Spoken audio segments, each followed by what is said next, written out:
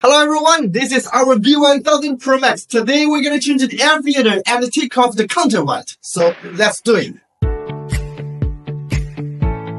So look, we need to use the 18mm wrench here, okay? See, first.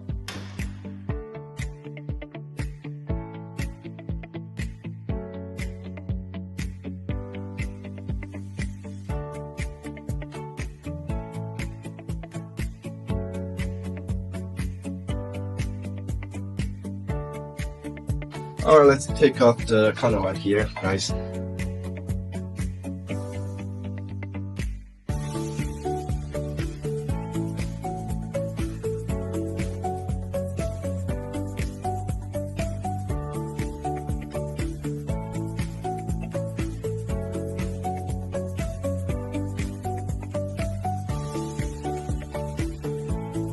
Okay, so see everyone, this is how to take off the counterweight and edit the counterweight. Do you learn it? See you next time. Bye. Thank you.